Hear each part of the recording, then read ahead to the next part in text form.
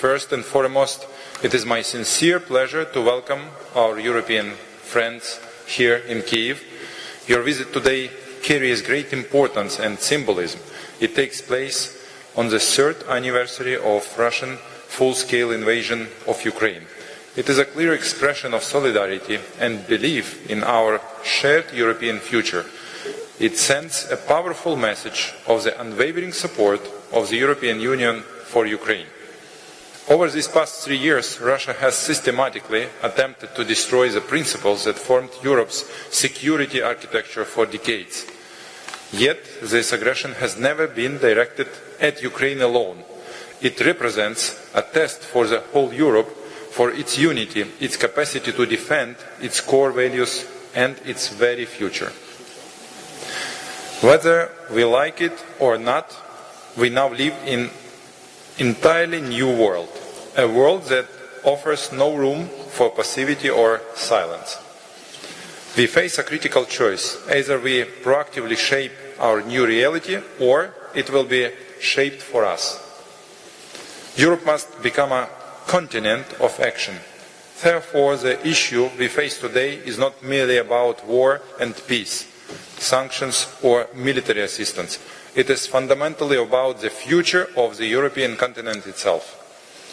Dear friends, dear colleagues, for 11 years Ukrainians have shed their blood for the very values upon which the European Union was founded. For us, Europe is more than geography or an economic bloc. It is a civilizational, it is existential choice. It represents the primacy of law over brute force and humanity at the center of all policies. Today, however, our fight extends far beyond Ukraine's borders. Every meter of Ukrainian land defended by our brave soldiers is a meter of European freedom preserved. That is why today, here in Kyiv, we must state clearly Ukraine's security is Europe's security. We do not ask you, our partners, to fight in our place, but we ask you never to forget what we are fighting for. That is precisely why Ukrainians' integration into the European Union cannot remain a distant goal. It must become a reality, not someday, but now. We firmly believe that Ukraine's EU membership is more than a moral imperative. It also offers practical solutions to the strategic challenges Europe is facing today. Ukraine can become the strategic response to the threats and challenges highlighted by President Ursula von der Leyen last month when she introduced the EU Competitiveness Compass. Ukraine can be Europe's strategic pillar in defense, energy and technological sectors. Europe urgently needs an army capable of defending its own home, and we are ready to be at the very heart of this army. Ukraine offers unique combat experience, cutting-edge military technologies ranging from drones to cybersecurity, and human capital that has already demonstrated extraordinary resilience and professionalism. The development of our military tech can be the catalyst for a new European defense strategy.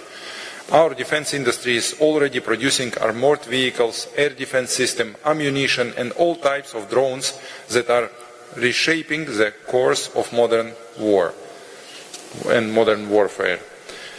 Joint projects in defense manufacturing will significantly modernize Europe's military capabilities, reduce costs and increase the scale and quality of production. The era of security-free region has ended. It's time to invest actively in our collective defense capabilities. Yet, security goes beyond military strengths alone. It also includes energy independence, it is critical raw materials autonomy, it is leadership in advanced technologies.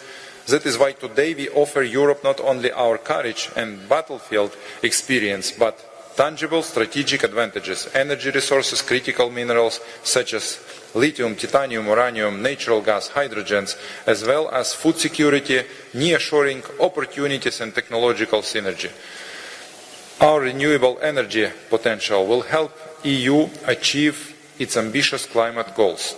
Our gas storage capacities can serve as a reliable reserve in times of crisis. Ukraine holds Europe's second largest natural gas reserve. Ukraine is one of the European leaders in digital transformation and IT innovations, both in public administration and the private sector. Our unique digital solutions can increase the EU efficiency and improve access to public services for European citizens. Economically, Ukraine can serve as a competitive manufacturing hub for Europe, leveraging our skilled workforce and strategic logistics. Ukraine's reconstruction offers European companies profitable investment opportunities, stimulating economic growth across the continent. Recent estimates suggest the recovery will cost around 500 billion euros. Rebuilding Ukraine can become Europe's magnum opus, uniting and strengthening our entire continent. Therefore, today I address you not just with words of gratitude, but also with specific calls to action that Europe urgently needs. Firstly, Ukraine's integration into the European Union must accelerate. We urge you to review existing procedures and open negotiations at the same time across all clusters, all 6 clusters, I would say. Ukraine is fully prepared to move forward, to reform decisively and to become an EU member, but this journey requires your strong determination and political courage. Secondly, the time has come for a new Europe, a Europe that is not afraid to hold the torch of freedom in one hand and a sword in the other. We call for increased defense manufacturing and propose investment in the rapidly growing Ukrainian defense industry. We must extend the so-called Danish model when partners invest directly into Ukraine's defense industry. We must integrate Ukraine's defense production into the EU supply chains. We need greater military support for Ukraine now. Thirdly, we propose accelerating Ukraine's integration into EU's single market and deepening our sectoral integration. Further liberalization of trade based on ambitious, sustainable solutions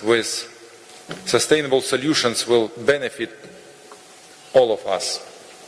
Further integration of Ukraine into the European transport space and effective connections to the TEN-T network will benefit all our countries.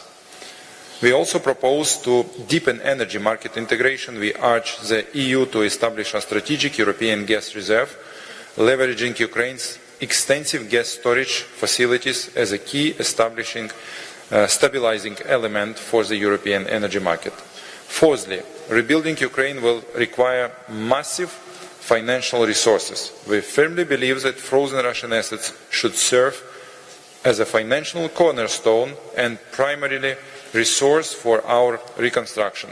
The moment has come to confiscate these assets.